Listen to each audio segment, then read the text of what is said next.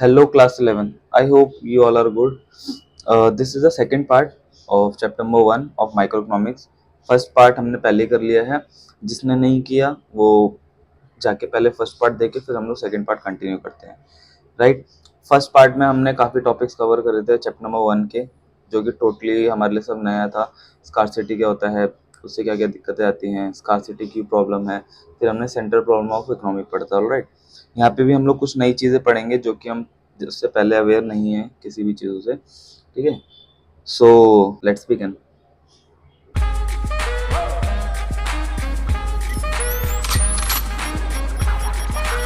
I'm gonna pop some tags. Only got $20 in my pocket. Alright class.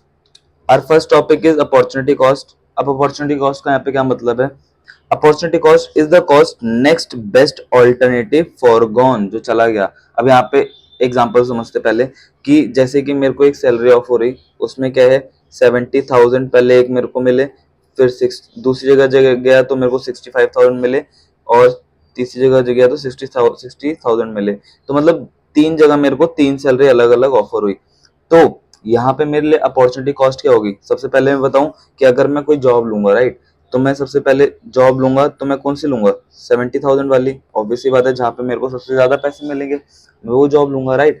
But 70,000 के बाद जो मेरे दो और सैलरीज थी, जैसे कि 75,000, इसके बाद जो मेरी दो और सैलरी थी 65,000 और 60,000. ओहो, 60,000. अब इसमें क्या है, जो ये 75,000 है ये तो मैंने ले लिया, ठीक है, क्योंकि ये जॉब मेरे को ऑफर हुई थी, ये जॉब मैंने क्या है ले ली. बट यहाँ पे क्या कह रहा है? Opportunity cost is the cost of next best alternative foregone. मतलब कि जो अपॉर्चुनिटी कॉस्ट होगी आपकी 65,000 होगी. क्यों? ये तो मैंने ले लिया, बट इसके अलावा नेक्स्ट बेस्ट ऑल्टरनेटिव क्या होगा जो हमने छोड़ दिया? Next best alternative foregone. तो 65,000 इज आर क्या है? Opportunity cost. All right. अब यहाँ पे समझ लेते हैं क्या मतलब है इन सब का. ठीक है.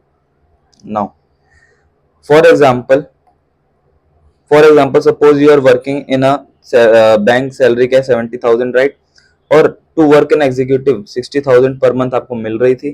ठीक है. और 65,000 भी एक जर्नलिस्ट, अगर आप काम कर रहे जर्नलिस्ट में, जर्नलिस्ट की जगह पे, तो वहां पे आपको 65,000 मिल रही थी. तो यहाँ पे आपने क्या चूज किया? 70,000 एज एन सैलरी आपने चूज करी. बट जो आपने छोड़ दी, मतलब कि उसके बाद जो नेक्स्ट वाली आपने छोड़ दी, that is called opportunity cost.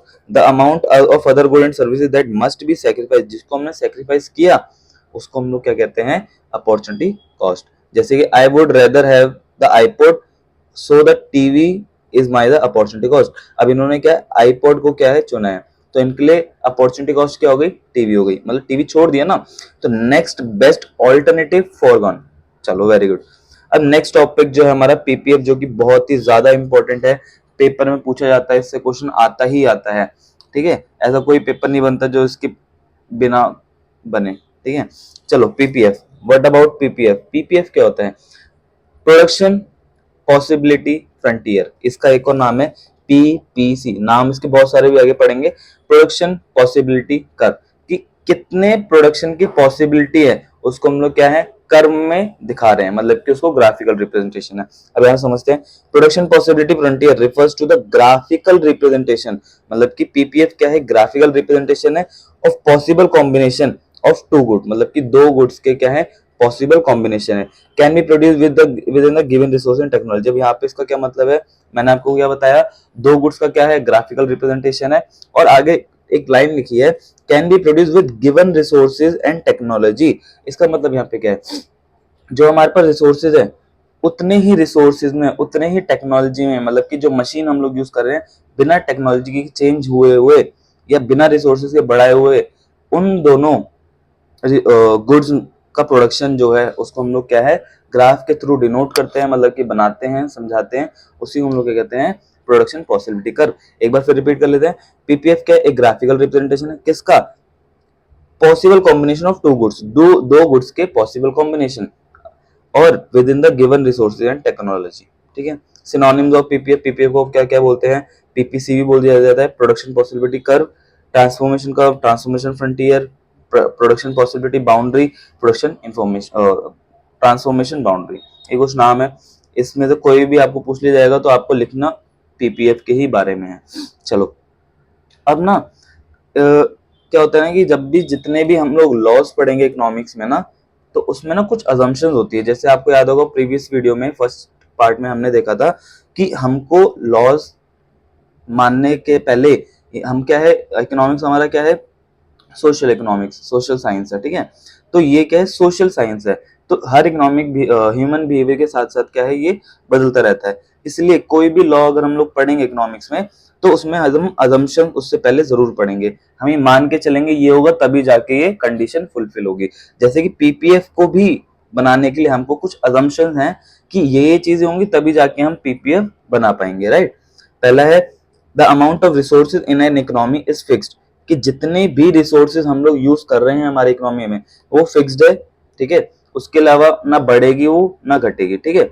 But these resources can be transfer from one use to another, एक गुड्स से दूसरे गुड्स में हम लोग ट्रांसफर कर सकते हैं। जैसे हमने देखा था सिविल गुड्स था और वॉर गुड्स था। अगर सिविल गुड्स ज्यादा यूज कर रहे हैं तो वॉर गुड्स कम कर देंगे, वॉर गुड्स बढ़ जाएंगे तो सिविल गुड्स कम कर देंगे। तो ऐसे क्या ट्रांसफर कर सकते हैं हम लोग, अगर ये चीज बढ़ रही है वो चीज कम हो जाएगी, और वो चीज कम हो रही है तो दूसरी चीज बढ़ जाएगी। With the help of the given resources only two goods can be produce, इसमें क्या है, सिर्फ दो गुड्स ही क्या है प्रोड्यूस होते हैं। पहला मैंने क्या बताया, resources are fixed, second only two goods can be produce, ये दो हमारी असम्पशन है। थर्ड क्या है, these resources are fully and efficiently utilize, यहाँ पे क्या है, हमारी जो रिसोर्सेज है वो क्या फुल्ली और एफिशिएंटली यूटिलाइज होनी चाहिए। मतलब कि जो भी रिसोर्सेज और टेक्नोलॉजी हम लोग यूज कर रहे हैं उसका वेस्टेज नहीं होना चाहिए, मतलब पूरा यूटिलाइज कर रहे हैं उसे, ना कुछ छोड़ रहे हैं और छोड़ तो नहीं रहे और वेस्ट भी नहीं कर रहे हैं, ठीक है। अब फोर्थ हमारा क्या है, resources are not equally efficient in production of all product, ठीक है। यहाँ पे हम क्या कह रहे हैं कि रिसोर्सेज जो है इक्वली एफिशिएंट नहीं हो पाते, कि मतलब पूरा उसको दे दिया पूरा उसको दे दिया, नहीं। अब क्या है, जैसे कि सिविल गुड्स को थोड़ा दिया तो थोड़ा वॉर गुड्स को दिया, वॉर गुड्स का थोड़ा बढ़ाया तो सिविल गुड्स का कम कर देते, अलग अलग कॉम्बिनेशंस हैं गुड्स के। So when resources are transferred, जब रिसोर्सेज को ट्रांसफर किया जाएगा, production of one goods another, productivity decrease, वही कह रहा है अगर एक गुड को बनाएंगे तो दूसरे गुड को हम लोग को क्या है डिक्रीज करना पड़ेगा। और next is technology is assume to be constant. अब यहाँ पे कांस्टेंट का क्या मतलब है, कांस्टेंट का यहाँ पे मतलब है कि नो चेंज, कि मतलब कि टेक्नोलॉजी जो जैसी है वैसी ही रहेगी। अगर हम टेक्नोलॉजी चेंज कर देंगे तो हमारा प्रोडक्शन बढ़ जाएगा, मतलब कि किसी मतलब पीपीसी नहीं बन पाएगा बेसिकली। ऐसा क्यों, अभी आगे पता चल जाएगा। हम 5 assumptions मान के चलते हैं। क्या है, पहला क्या है, हमारे रिसोर्सेज फिक्स्ड होने चाहिए। दूसरा हमारा क्या है, दो ही गुड्स प्रोड्यूस होने चाहिए। तीसरा क्या है, equally and fully and efficiently utilize होना चाहिए, मतलब बिना किसी वेस्टेज के। फोर्थ हमारा क्या है कि एक गुड को अगर बढ़ाएंगे तो दूसरा गुड की प्रोडक्टिविटी क्या है डिक्रीज होगी। फोर्थ क्या है, technology assume to be constant, technology क्या है कांस्टेंट होनी चाहिए। चलो वेरी गुड, आई होप याद हो गया होगा सबको। नाउ हमारे क्या है पॉसिबिलिटीज होती है, मैंने आपको बोलता ना कि प्रोडक्शन पॉसिबिलिटीज होती है ऑफ टू गुड्स। अब यहाँ पे इसका मतलब क्या है, मैंने आपको, अगर आपको याद होगा फर्स्ट जो हमारा फर्स्ट पार्ट जो था हमारा किसका, इस चैप्टर का, तो उसमें मैंने बोलता अगर हम लोग सबसे ज्यादा क्या है सिविल गुड्स यूज कर रहे हैं, बना रहे हैं, तो हमको वॉर गुड्स कम करने पड़ेंगे, एक ये पॉसिबिलिटी होगी।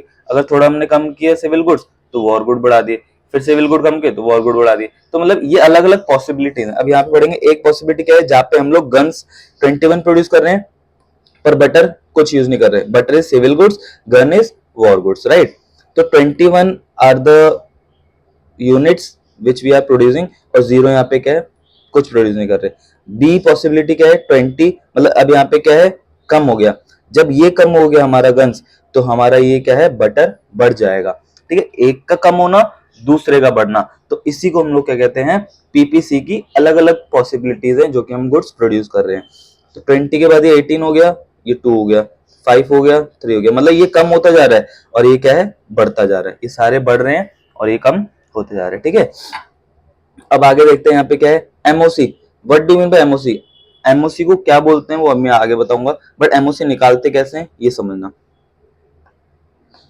अब देखो 21 से 20 गए, ठीक है, 21 से 20 गए तो कितना हुआ, अगर मैं बोलूंगा प्रोडक्शन डिक्रीज हुआ तो 1 यूनिट का प्रोडक्शन डिक्रीज हुआ, ठीक है। अब यहाँ पे क्या और एक प्रोडक्शन बढ़ गया, तो एमओसी कैसे निकालते हैं कि जितना हमारा सेक्रीफाइस हुआ है, सेक्रीफाइस ऊपर और गेन अमाउंट नीचे, ठीक है। तो यहाँ पे कितना सेक्रीफाइस हुआ, 1, नीचे कितना, और जो गेन हुआ है, गेन भी कितना हुआ है, 1 हुआ है, राइट। अब सेकंड में देखते हैं 20 से 18 पे है, 20 से 18 पे है, तो 20 से 18 है तो कितना सेक्रीफाइस हुआ, 2 सेक्रीफाइस हुआ। और बड़ा कितना, 1 से 2 पे है, 1 से 2 पे कितना बड़ा, एक यूनिट बड़ा, तो 2/1। तो ऐसे क्या है हमारे एमओसी निकलते हैं, ठीक है। नाउ लिसन,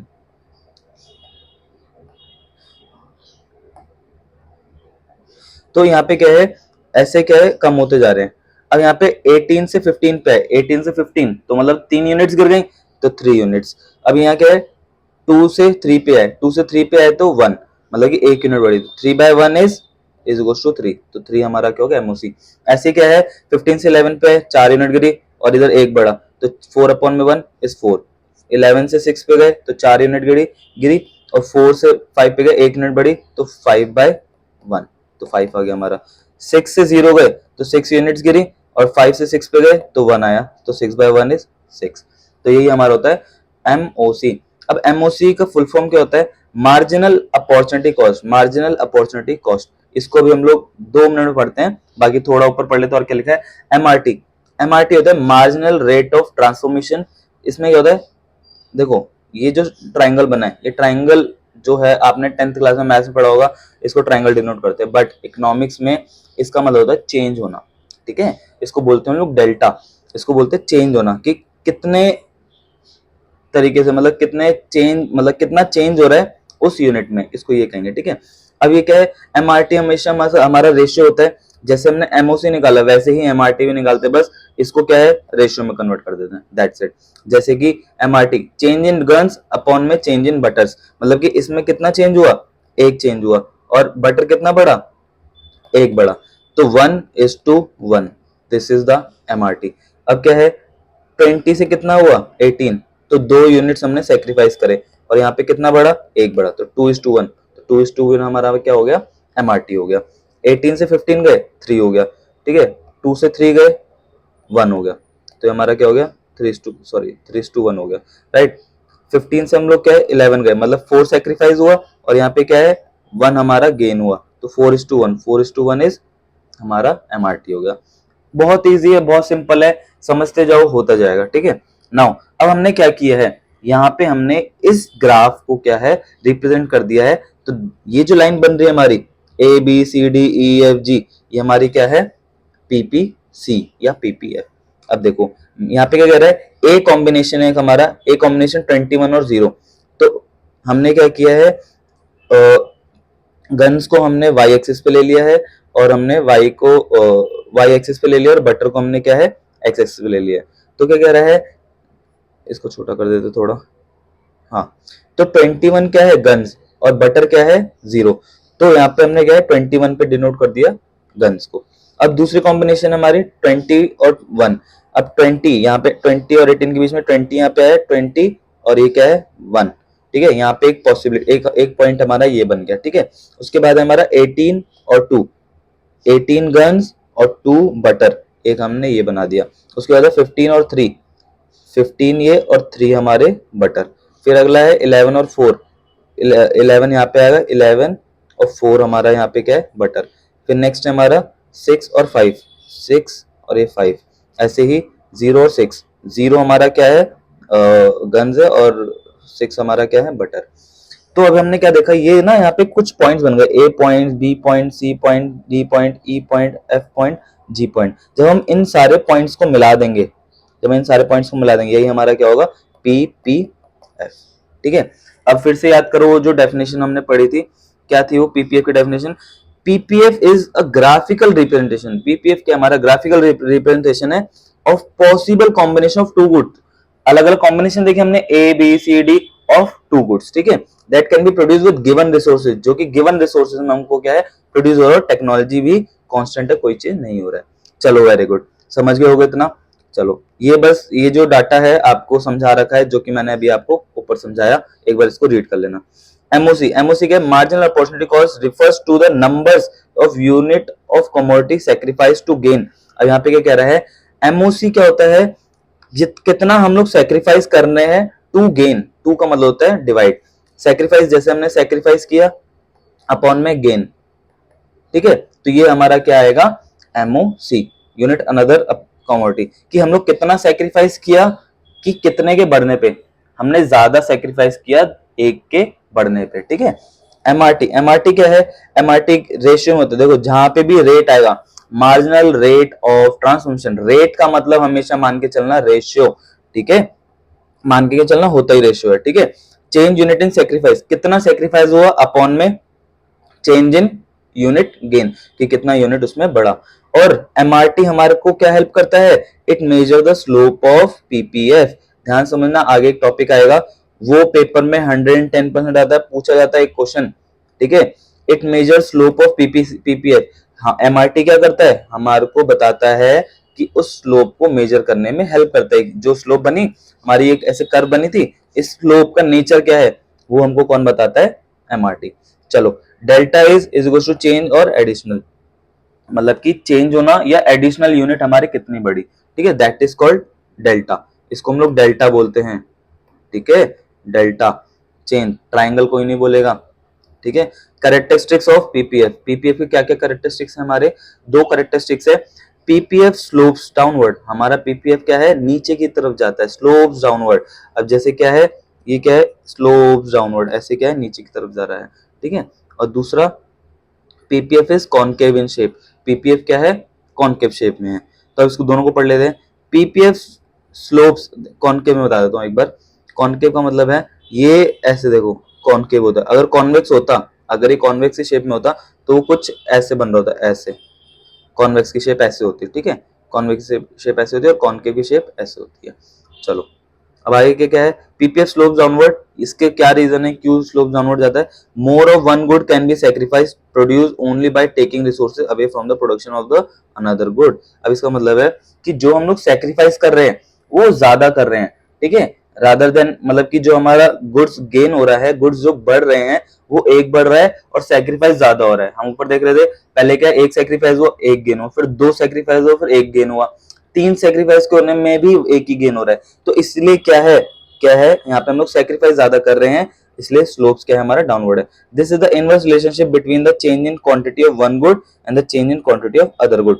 इनवर्स रिलेशनशिप का क्या मतलब है, एक बढ़ रहा है तो एक घट रहा है, एक बढ़ रहा है तो एक घट रहा है, जैसे कि अब दोनों बराबर पे हैं, ठीक है, सिविल गुड बढ़ा तो वॉर गुड कम हुआ, फिर सिविल गुड बढ़ा तो वॉर गुड कम हुआ, ये वॉर गुड बढ़ा तो सिविल गुड कम हुआ, तो मतलब इनवर्स रिलेशनशिप है, डायरेक्ट नहीं है कि एक बढ़ने पे दूसरा बढ़ रहा है, इनवर्स है, मतलब एक बढ़ रहा तो एक घट रहा है, ठीक है। Quantity of other commodity, PPF slope downward left to right, मतलब ये लेफ्ट है, लेफ्ट से राइट की तरफ जाता है नीचे की तरफ, that is called PPF slopes downward. I hope सबको समझ में आ रहा होगा। PPS concave in shape, PPS क्या है कॉनकेव शेप में होती है, ऐसे होती है कॉनकेव, केव बना रही है, गुफा बना रही है ना, ऐसे गुफा बना रही है, यहाँ से ऐसे अंदर जा सकते गुफा में, तो कॉनकेव, तो पीपीएफ क्या है कॉनकेव, कॉनकेव शेप में है, ये किस वजह से, increasing rate of MRT, MRT के रेट जो है बढ़ता हुआ है तभी क्या है कॉनकेव शेप में बनाती है। अब देखो एमआरटी यहाँ पे बढ़ रहा है ना, एमआरटी पहले क्या था 1:1 करोगे तो 1 आएगा, 2:1 करोगे 2 आएगा, 3:1 करोगे 3 आएगा, 4:1 करोगे 4 आएगा, 5:1 करोगे 5 आएगा, 6:1 करोगे 6 आएगा, तो यहाँ पे क्या है 1 2 3 4, मतलब ये बढ़ रहा है ना, तो एमआरटी हमारा क्या इंक्रीजिंग रेट पे है, मतलब हमारा एमआरटी बढ़ रहा है तभी हमारा कॉन्वेक्स क्या है कॉनकेव शेप में है। तो मैंने आपको अभी तक क्या बताया, दो कैरेक्टरिस्टिक्स बताए, पीपीएफ स्लोप डाउनवर्ड और PPF is in concave shape. ये स्लोप डाउनवर्ड क्यों होता है, क्योंकि there is inverse relationship between two goods, मतलब एक बढ़ रहा है तो दूसरा घट रहा है, और एक कॉनकेव शेप में क्यों होता है, क्योंकि एमआरटी हमारा क्या है इंक्रीजिंग रेट पे है, ठीक है। चलो वाई एमआरटी इंक्रीजिंग रेट, अब एमआरटी इंक्रीजिंग रेट पे क्यों है, because it assumes that no resource is equally efficient in the production of all goods। हमें मान के चलते हैं कोई भी रिसोर्सेज ऐसा नहीं है जो कि इक्वली एफिशिएंट हो, कि मतलब वो सारे प्रोडक्ट्स वो बना दे, as resources transfer from one goods to another, ऐसा अगर हम लोग एक बढ़ाएंगे तो दूसरा घटेगा ही घटेगा, ठीक है, एक बारी में मतलब एक चीज बनाने के लिए हम लोग सारे रिसोर्सेज नहीं यूज कर सकते, ठीक है, less and less efficient resources have to be employed, मतलब कि एक बढ़ा रहे हैं तो दूसरा घटेगा, दूसरा बढ़ा रहे हैं तो पहला बढ़ेगा, दिस रेजेस कॉस्ट, इसी वजह से क्या है हमारी एमआरटी क्या है इंक्रीजिंग रेट पे होता है। What does all points show, ये जितने भी पॉइंट्स हैं कहाँ हैं, ये रहे A B C D E F G, ये सारे पॉइंट्स हमको क्या बताते हैं, ठीक है। What does all point shows, कि ये पीपीएफ के सारे पॉइंट्स क्या शो करते हैं, the maximum available possibility which an economy can produce. इधर ये अलग अलग पॉइंट्स दिखाते हैं, ये अलग अलग पॉसिबिलिटी है यहाँ पे इकोनॉमी हमारी प्रोड्यूस कर सकती है। जैसे कि ए के कॉम्बिनेशन है, एक के कॉम्बिनेशन प्रोड्यूस कर सकती है, एक के कॉम्बिनेशन प्रोड्यूस करते हैं, अलग अलग कॉम्बिनेशन बता रखे हैं। या तो अगर 18 गन्स बनाओगे तो 2 बटर बनाने पड़ेंगे, 15 गन्स बनाओगे तो 3 बटर बनाने पड़ेंगे। हमारी इकोनॉमी में कैसे कितना प्रोड्यूस हो ये हमको पीपीसी ही बताती है। सेकंड क्या है, exact point operation depend on the how well the resources economy are used. जो एग्जैक्ट पॉइंट होते हैं जैसे ए बी, ये एग्जैक्ट पॉइंट है, ठीक है। ये अगर इस पे हमारी पीपीसी है और हमारा प्रोडक्शन इन पे हो रहा है तो वो क्या बताता है कितना वेल रिसोर्सेज हमारे इकोनॉमी के यूज हो रहे हैं, ठीक है। Economy will operate on the PPF only when resources are fully and efficiently utilize. इसका मतलब क्या है, पीपीसी पे जितने भी ये पॉइंट्स हैं, ठीक है, A B C D E F G, इन सब का मतलब ये है कि हमारी इकोनॉमी क्या है, बहुत अच्छे से रिसोर्सेज को यूटिलाइज कर रही है। अगर हम लोगों ने ये प्रोड्यूस किया तो इसका मतलब है हमने जो रिसोर्सेज यूटिलाइज कर रहे हैं फुल्ली एंड एफिशिएंटली यूटिलाइज करें, मतलब बिना किसी भी वेस्टेज के, ठीक है। बी की सी के, ये सारे सबका मतलब क्या है, यही होता है कि हमने इक्वली एंड एफिशिएंटली यूटिलाइज किया है। Second, economy will operate at any point inside the PPF. पहले क्या था, on the PPF, on PPF, हम लोग पीपीएफ लाइन के ऊपर अगर करेंगे तो इसका मतलब है फुल्ली एंड एफिशिएंटली यूटिलाइज हो रहा है। अगर इनसाइड द पीपीएफ, अगर कोई प्रोडक्शन अंदर हो रहा है इनसाइड द पीपीएफ, तो इसका मतलब क्या है, if resources are not fully efficiently and utilize. यहाँ पे क्या है, रिसोर्सेज हमारे फुल्ली एंड एफिशिएंटली यूटिलाइज नहीं हो रहे हैं, इसलिए वो कहीं ना कहीं अंदर प्रोड्यूस हो रहा है। जो लाइन पे होंगे वो सारे क्या है, फुल्ली एंड एफिशिएंटली यूटिलाइज। जो अंदर होगा not fully and efficiently utilize, मतलब कि वो प्रॉपर तरीके से यूटिलाइज नहीं हो रहा है। फुल्ली एंड एफिशिएंटली यूटिलाइज मतलब वेस्टेज कहीं ना कहीं हो रही होगी, ठीक है। Economy can not operate at any point outside the PPF. हमारी जो पीपीएफ के बाहर कोई भी पॉइंट होगा, जैसे आई है, तो यहाँ पे हमारी इकोनॉमी कभी ऑपरेट कर ही नहीं सकती, ठीक है। ऐसा क्यों, क्योंकि हमारे जो रिसोर्सेज हैं वो इस लाइन के अंदर अंदर हैं, इतने ही रिसोर्सेज हैं, ठीक है। आप मेरे को एक बात बताओ, एक कटोरी चावल से आप कितने लोगों के लिए खाना बना लोगे। जैसे मैंने बोला, एक कटोरी चावल है आपके घर में, लिमिटेड रिसोर्सेज है, ठीक है। 2 से 3 लोगों के लिए आपने चावल बना दिया, ठीक है।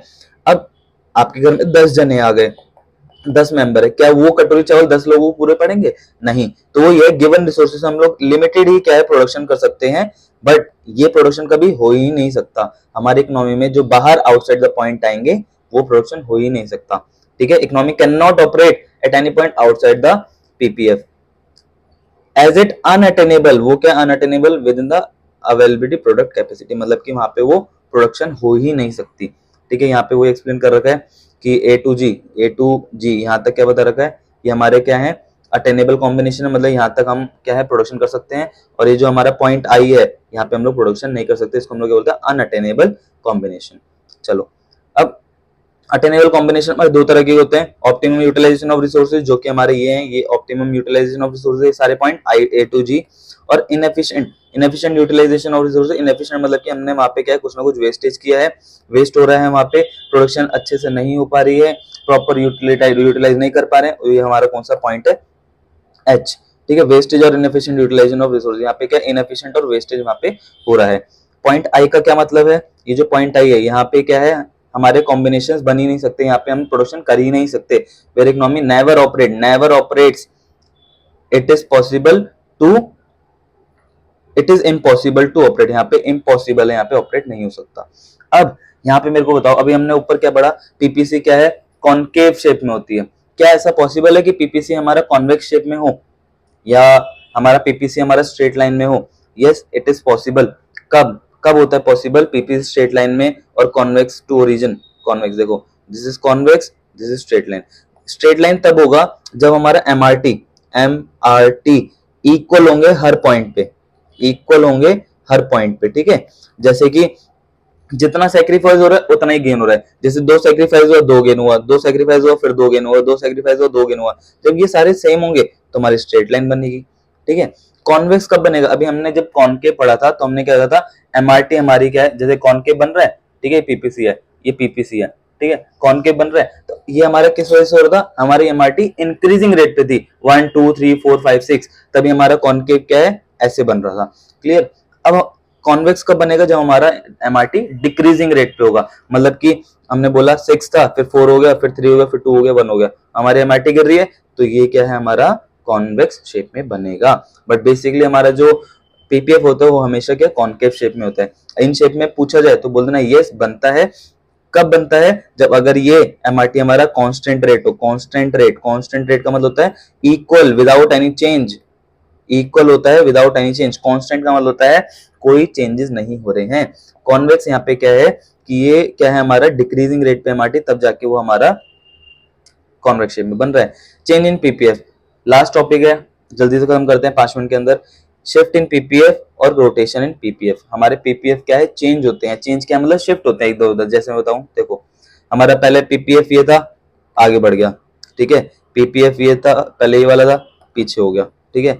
एक पीपीएफ हमारा पीपीएफ क्या ये है, एक इधर से आगे बढ़ गया, इधर से पीछे हो गया। ये क्यों हो रहा है, ऐसा क्यों हो रहा है, ठीक है, ऐसा क्यों हो रहा है। तो ये सब इसके अंदर हम लोग पढ़ेंगे, ठीक है, ध्यान से समझना। एक है शिफ्ट इन पीपीएफ, एक है रोटेशन इन पीपीएफ। जब मैं शिफ्ट के बारे में बात करूंगा तो दोनों रिसोर्सेज में या तो आगे बढ़ेगा या तो पीछे बढ़ेगा। जैसे शिफ्ट हुआ राइटवर्ड शिफ्ट, तो क्या है राइट हैंड साइड बढ़ गया, तो राइट हैंड साइड बढ़ गया। जब मैं बोलूंगा लेफ्ट हैंड साइड शिफ्ट, तो क्या है लेफ्ट हैंड साइड शिफ्ट हो गया, ठीक है। शिफ्ट मतलब दोनों गुड्स में क्या है, यहां से भी शिफ्ट हुआ और यहां से भी शिफ्ट हुआ, ठीक है। राइटवर्ड शिफ्ट क्या है, यहां से भी शिफ्ट हुआ और यहां से भी शिफ्ट हुआ, ठीक है, that is called rightward shift. So अब यहाँ पे हम लोग देखते हैं रोटेशन इन पीपीएफ। और रोटेशन का क्या मतलब है, रोटेशन मतलब सिर्फ एक ही गुड में क्या है आगे बढ़ेगा या पीछे होगा, ठीक है। जैसे कि मैंने क्या बोला, एक्स एक्सिस पे रोटेशन देखते हैं, एक्स एक्सिस में या तो बढ़ेगा या तो कम होगा हमारा पीपीसी। वाई एक्सिस में क्या होगा, या तो हमारा पीपीसी बढ़ेगा या तो कम होगा वाई एक्सिस में। अब पढ़ लेते हैं ऐसा क्यों होता है, बहुत छोटा सा टॉपिक है, इजी सा, पेपर में पूछ लिया जाता है कि क्या रीजन है राइटवर्ड शिफ्ट होंगे, क्या रीजन है लेफ्टवर्ड शिफ्ट होने के, क्या रीजन है रोटेशन के, ठीक है, ये सब पूछ लिया जाता है। तो देखो PPF will shift when there is a change in productive capacity और टेक्नोलॉजी। अब मेरे को एक बात बताओ, आपको याद है कि अभी जब हम लोग assumptions पढ़ रहे थे, हमारा लास्ट assumption क्या था कि टेक्नोलॉजी शुड बी कांस्टेंट, ठीक है। तो उसके लिए मैंने बोलता अगर टेक्नोलॉजी चेंज हो जाएगी तो हमारा पीपीएफ चेंज हो जाएगा, ठीक है। तो अब यहाँ पे पढ़ेंगे जब टेक्नोलॉजी चेंज होगी, टेक्नोलॉजी चेंज होगी तो हमारा प्रोडक्शन क्या है इकोनॉमी में बढ़ जाएगा। अगर वो पॉजिटिव वे में चेंज हो रहा है तो बढ़ेगा, अगर वो नेगेटिव वे में चेंज हो रहा है तो घटेगा। अब जैसे मैं आपको एग्जांपल देता हूँ, एक मशीन है, ठीक है, जिससे आप 100 शर्ट्स प्रोड्यूस करते हो, ठीक है, ये तो 1000 हो गया सॉरी। एक मशीन है, ठीक है, जिससे आप 100 शर्ट प्रोड्यूस करते हो, ठीक है। जब ये आप 100 शर्ट प्रोड्यूस करोगे तो आपकी इकोनॉमी क्या है ऐसे बन रही है, ठीक है। अब मैं कोई बात बताऊं, जब आप न्यू मशीन लेके आए, टेक्नोलॉजी आपने चेंज करी अपने मशीनरी की, तो क्या सेम शर्ट बनेगी, नहीं, उसमें आपने सपोज के 1000 शर्ट्स बन रही है। तो इसका मतलब क्या है, टेक्नोलॉजी के चेंज होने पे हमारा क्या है पीपीसी भी या पीपीएफ भी चेंज हुआ, ठीक है। टेक्नोलॉजी के बढ़ने पे, रिसोर्सेज के बढ़ने पे हमारा जो पीपीएफ और पीपीसी है वो भी बढ़ता है, ठीक है। ये टेक्नोलॉजी के कम होने पे, रिसोर्सेज कम होने पे हमारे जो पीपीएफ है वो भी क्या है कम होता है। तो पढ़ लेते पीपीसी विल या PPF will shift when there is change in productive capacity. जब हमारे प्रोडक्टिव कैपेसिटी में चेंज होगा तो क्या है दोनों गुड्स के रिस्पेक्टिव में, बोथ गुड, यहां से पढ़ लो बच्चों, बोथ गुड, यहाँ पे दोनों गुड्स में क्या है चेंज होगा। PPF will rotate when there is a change in productive capacity with respect only one good. Rotation का मतलब है ओनली वन गुड, शिफ्ट का मतलब है इन बोथ गुड। याद रखना इसको, कंफ्यूज मतलब, रोटेट होना एक में बदलना, शिफ्ट होना दोनों शिफ्ट हो गए, ठीक है। इसमें दो तरह की शिफ्ट होती है, rightward shift and leftward shift. Rotation क्या होता है, रोटेशन ऑन एक्स एक्सिस और रोटेशन ऑन वाई एक्सिस, ये हम लोग पढ़ेंगे। चलो when there is an advancement, बच्चों ये ना याद कर लेना, इसी पे क्वेश्चंस भी बनते हैं। एडवांसमेंट और अपग्रेडेशन ऑफ टेक्नोलॉजी, जब हमारी एडवांस हुआ है टेक्नोलॉजी, अपग्रेड हुई है टेक्नोलॉजी, तो उसमें क्या है हमारा पीपीसी और पीपीएफ क्या राइटवर्ड शिफ्ट हो गया, ठीक है। और ग्रोथ ऑफ रिसोर्सेज के ग्रोथ होने पे भी क्या है हमारा क्या है राइटवर्ड शिफ्ट हो गया। तो ये बता रहा है पी टू पी, ये कह रहा है पीपी, पीपी हमारा क्या है, देखो ये एक पी है ये एक पी है, तो एक पीपीसी ये हो गया, पी टू पी का पी, ये पीपी और कहां पे शिफ्ट हो गया P1 पे, P1 पे क्या है शिफ्ट हो गया, बिकॉज क्योंकि हमारी टेक्नोलॉजी अपग्रेडेशन हुई है दोनों में, बोथ गन एंड बटर में। ठीक है, क्या क्या ग्रोथ ऑफ रिसोर्सेज होते हैं, discovery of natural resources, natural resources हमको ज्यादा मिलने लग गए, इनफ्लो फॉरेन कैपिटल, बाहर से पैसा ज्यादा आ गया, इस वजह से भी क्या हमारा राइटवर्ड शिफ्ट हो गया, लेबर फोर्सेज इंक्रीज हो गए, जब लेबर बढ़ जाएंगे तो प्रोडक्शन ऑटोमेटिकली बढ़ेगा, तो ये इन सब चीजों की वजह से क्या हमारा राइटवर्ड शिफ्ट होता है। Skill development of human resources, human resources अगर बढ़ेंगे, ह्यूमन को अगर हम लोग स्किल सिखाएंगे, स्किल डेवलप करेंगे, तो मतलब क्या प्रोडक्शन ज्यादा होगा। अगर मैंने आपको मशीन चलाना सिखा दिया तो अब वहां पे प्रोडक्शन ज्यादा कर पाओगे, है ना। इम्प्रूव हाइजीन एनवायरमेंट, हम लोग क्या है एनवायरमेंट को भी क्या है इंप्रूव करते हैं, हाइजीन अगर हम लोग करेंगे एनवायरमेंट को तो लोग ज्यादा अच्छे से रह पाएंगे, हेल्दी रहेंगे, प्रोडक्शन ऑटोमेटिकली बढ़ेगा। तो ये कुछ चीजें, इन चीजों की वजह से क्या हमारा प्रोडक्शन बढ़ता है, तो हमारे पीपीसी शिफ्ट हो जाती है। सेकंड लेफ्टवर्ड शिफ्ट, सेम उसका अपोजिट है कि यहाँ पे क्या टेक्नोलॉजिकल डिग्रेडेशन मतलब कि वो उधर अपग्रेडेशन हो रहा था, इधर डिग्रेडेशन हो रहा है। और decrease in the resources with respect to both good, जब दोनों गुड्स में हमारा रिसोर्सेज कम होंगे या हमारा डिग्रेड होगा तो यहाँ पे क्या होगा, हमारा शिफ्ट क्या है लेफ्टवर्ड हो जाएगा। चलो नेक्स्ट, तो हम लोग जल्दी से रोटेशन ऑन एक्स एक्सिस और रोटेशन ऑन वाई एक्सिस खत्म कर लेते हैं, फिर हमारा चैप्टर हो जाएगा कंप्लीट। और एक चीज ध्यान देना बच्चों कि जब भी आप चैप्टर पढ़ोगे, chapter is not enough for you, उसकी बैक एक्सरसाइज के एमसीक्यू क्वेश्चन आंसर्स पढ़ोगे तो और अच्छे से आपको समझ में आएगा। चैप्टर का एक बेस होगा आगे क्वेश्चन आंसर्स और उनको याद करने के लिए और समझने के लिए। तो चलो समझते हैं। when there is technological improvement on or an increase in resources for the production of the economy only on the x axis, मतलब कि टेक्नोलॉजी इंप्रूव हो रही है, इंक्रीज भी हो रही है रिसोर्सेज में, बट क्या सिर्फ एक्स एक्सिस के अंदर, देन पीपीसी विल रोटेट होगा, शिफ्ट नहीं होगा इस टाइम क्या होगा, रोटेट होगा from A B to A C, A B to A C, ये क्या है रोटेट होगा। ठीक है, ऐसे ही अगर टेक्नोलॉजी आपकी डिग्रेड हो रही है, डिक्रीज हो रही है, तो ये क्या है A B to A D होगा, ए बी से लेके ए डी तक क्या है ये रोटेट होगा। क्लियर है। ऐसे इसका उल्टा rotation on Y axis, technology improvement और an increase in resources for production on Y axis, सिर्फ वाई एक्सिस के अंदर हमारे क्या हो रहा है, इंक्रीज हो रहा है प्रोडक्शन का, ठीक है, और इंप्रूवमेंट हो रही है टेक्नोलॉजी की, तो ये क्या है बी से क्या है सी पे चल जाएगा, मतलब कि बढ़ जाएगा। अगर डिग्रेड हो रहा है तो राइट पर शिफ्ट हो जाएगा। I hope you got all my points. ठीक है, यहाँ पे आपको सब समझ में आ गया होगा। If you want this PDF please let me know in the comment section, I will provide you all the PDF, right. कोई भी अगर किसी चीज में डाउट हो यू कैन आस्क मी, अगर आपको इसके क्वेश्चन आंसर्स चाहिए, कुछ चाहिए, तो you can ask me any time in the comment section, I will provide you everything. So thank you for the video and hope you enjoyed this video and please like, subscribe and share. Thank you.